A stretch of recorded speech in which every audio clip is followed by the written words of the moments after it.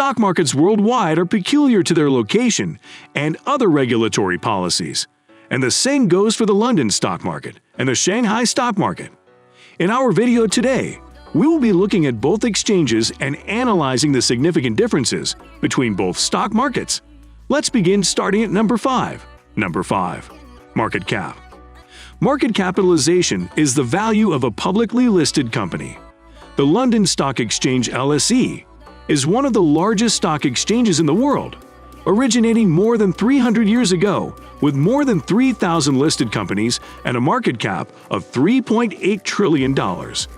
After merging with the regional exchanges in 1973 and the Italian stock exchange Borsa Italiana SpA in 2007, the LSE became one of the leading stock exchanges in the world and the primary stock exchange in the United Kingdom. Comparatively, the Shanghai stock market, which started around 1992, is Asia's biggest stock exchange and the third largest stock market in the world by market capitalization, standing at $7.62 trillion. In terms of market capitalization, the Chinese stock market is far bigger than the European stock exchange in terms of market capitalization. Number 4. Ownership. Ownership rights for both markets are peculiar in that the Shanghai Stock Exchange (SSE) is primarily a government agency and is owned and controlled by the government. However, the London Stock Exchange is owned by the London Stock Exchange Group plc (LSEG). Chinese investors primarily own Chinese markets, with just a little over 5% of shares owned by international investors. Number 3. Regulatory policies. Regulatory policies differ in both stock markets. The Shanghai stock market includes 3 main stocks, bonds, and funds. There are treasury bonds and corporate bonds. Stocks in the Shanghai stock market are issued in 2 forms: A shares and B shares. A shares are priced in a local yuan currency, while B shares are quoted in US dollars. After reforms in December 2002, foreign investors who were not allowed to trade in AE shares as a result of policies that allowed only domestic investors to trade were allowed with limitations under the Qualified Foreign Institutional Investor (QFII). For the SSE, investors must have a total share capital of more than 50 million renminbi.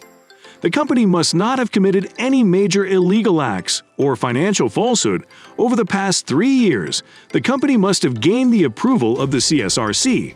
The amount of publicly listed stock must be greater than 25% of total issued shares unless a company's total share capital is more than 400 million renminbi, in which case the percentage is reduced to only 10%.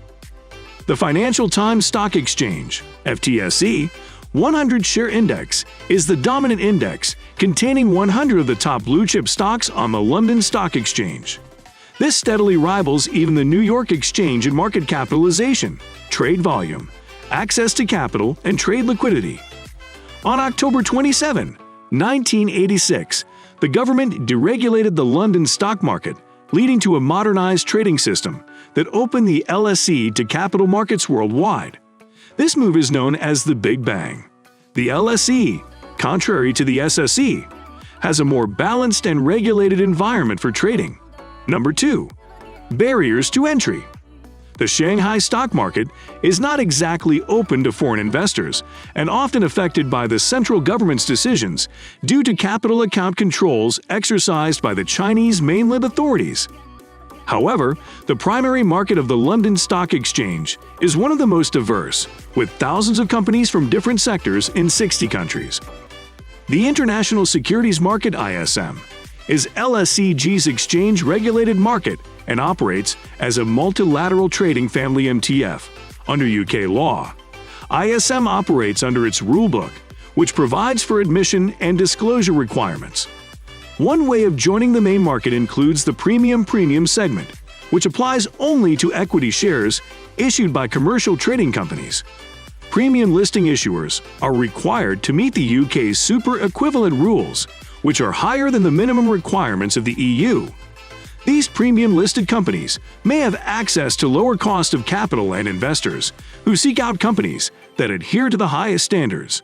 The standard segment is open to issuing equity shares, global depository receipts, GDPs, debt securities, and derivatives that must comply with EU minimum requirements. A standard listing helps companies from emerging markets to attract investments from London's large pool of available capital. All companies trading on the London Stock Exchange total market value exceeds 3.8 million euros. Number 1. Tool for economic growth. Unlike the LSE, Shanghai stock is not heavily connected to the economy.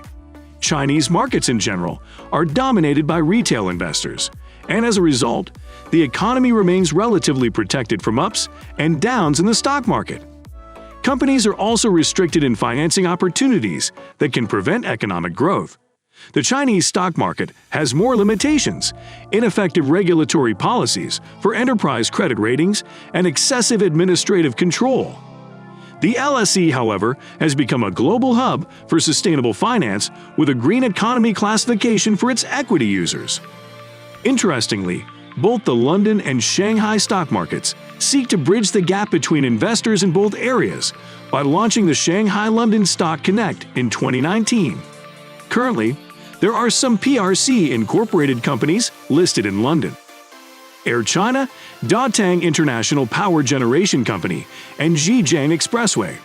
The Shanghai London Stock Connect allows global investors to benefit from China's growth through London, while London Stock Exchange-listed companies can access Chinese investors directly.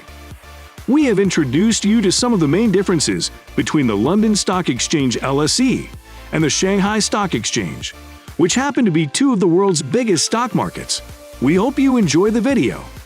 Remember to subscribe to the channel and check out other videos on the stock market. Till we come your way again, have an eventful time.